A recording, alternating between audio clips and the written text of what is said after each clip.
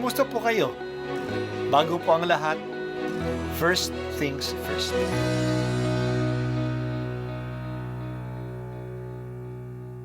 Good morning po.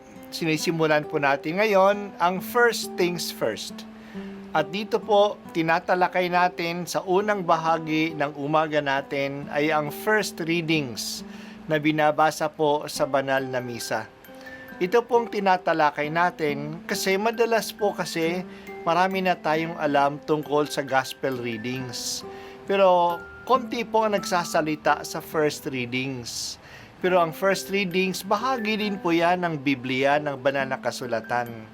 Kaya susubaybayan po natin ang mga first readings, basahin po natin at kuminsan kailangan ng basahin ng 2 o 3 beses bago maintindihan kasi hindi po tayo familiar sa mga istorya at sa mga kaisipan na tinatalakay dito. Ang simula ng ikalawang sulat ni Apostol San Pablo kay Timoteo. Mula kay Pablo na niloob ng Diyos na maging apostol ni Kristo Jesus upang mangaral tungkol sa buhay na ipinangakong kakamtan natin kay Kristo Jesus. Kay Timoteo na minamahal kong anak, sumaiyo nawa ang pagpapala, ang habag at ang kapayapaan mula sa Diyos Ama at kay Kristo Jesus na ating Panginoon. Nagpapasalamat ako sa Diyos na pinaglilingkuran ko ng tapat tulad ng ginawa ng aking mga ninuno. Tuwing aalalahanin kita sa aking mga panalangin araw-gabi. Dahil dito, ipinaaalaala ko sa iyo na maging masigasig ka sa pagtupad ng tungkuling tinanggap mo sa Diyos nang ipatong ko ang aking mga kamay sa ulo mo. Sapagkat hindi espiritu ng kaduwagan ang ibinigay sa atin ng Diyos, kundi espiritu ng kapangyarihan, pag-ibig at pagpipigil sa sarili. Kaya't huwag mong ikahiya ang pagpapatotoo tungkol sa Panginoon o ang aking pagkabilanggo dahil sa Kanya. Sa halip, makihati ka sa kahirapan dahil sa mabuting balita sa tulong ng Diyos na nagligtas at tumawag sa atin upang tayo'y maging Kanyang bayan. Ito'y ginawa Niya sa pamamagitan ni Kristo Jesus, hindi dahil sa ating mga gawa, kundi ayon sa Kanyang layunin at kagandahang loob na inilaan sa atin bago pa magsimula ang panahon. Ngunit nahayag lamang ito nang dumating si Kristo Jesus na ating tagapagligtas. Nilupig Niya ang kamatayan at inihayag ang buhay na walang hanggan sa pamamagitan ng mabuting balita. Ako'y ginawang apostol at guro upang ipahayag ang mabuting balitang ito at iyan ang dahilan kaya ako nagdurusa ng ganito.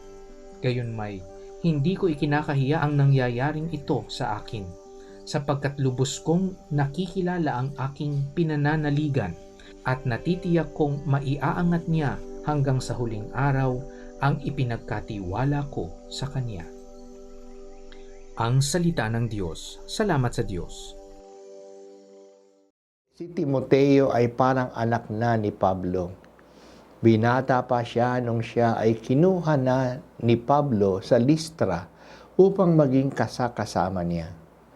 Siya ay nirekomenda ng mga taga-tao roon na isang taong maaasahan sa misyon. Kaya naging kasama at katiwala siya ni Pablo sa mahabang panahon. Si Pablo ang nag-ordain sa kanya bilang obispo.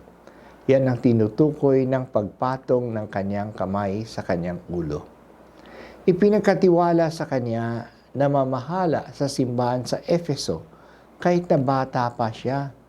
Sa pagpatong ng kamay, binigyan siya ng espiritu ng kapangyarihan, ng pag-ibig at pagpigil sa sarili para sa kanyang misyon.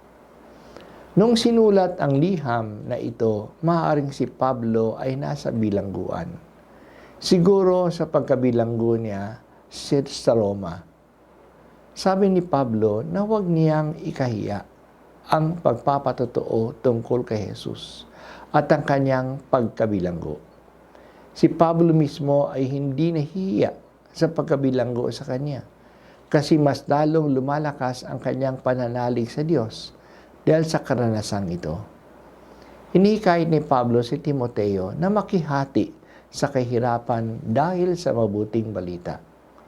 Tutulungan siya ng Diyos na tumawag sa kanila na maging bahagi siya ng bayan ng Diyos. Ito ay nasa plano ng Diyos noong simula na gagawin silang bayan ng Diyos at nahayag na lang ito sa pagdating ni Jesus. Maaring dumadaan si Timoteo sa kahirapan kaya sinulatan siya ni Pablo. Bata pa siya noon, kaya baka minsan nag-aalinlangan siya sa kanyang mga gawain. Pero pinapaalaala sa kanya na huwag siyang matakot. Makapangyarihan ng Espiritu na ipinagkaloob sa kanya. Ang kahirapan ay bahagi ng ating pagpapahayag ng mabuting balita. It goes with the job of bearing witness. Kaya hindi kaya siya na makihati sa kahirapan dahil sa mabuting balita. Magandang paalaala niya ito para din sa atin. We will not be spared suffering if we follow the crucified Christ. Hindi ba sinabi ni Jesus na ang disipulo ay hindi angat kaysa guro? Kung ang guro mismo ay tinatawag na Beelzebul, na siya ang prinsipe ng demonyo, ano pa kaya tayo? Maghihinganda tayo kahit na sa kahirapan. Dito natin makikilala na talagang maaasahan ang ating pinaniniwalaan. Darating ang tagumpay pagkatapos ng krus. Patatagin mo rin ang loob ko, O Panginoon. Minsan ako ay nanghihina rin, pero hindi mo ako pababayaan. May tiwala ako sa iyo.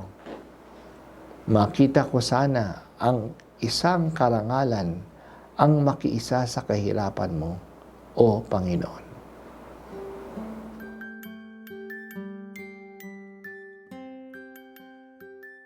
At ako po ay si Bishop Broderick Pabilio dito sa First Things First.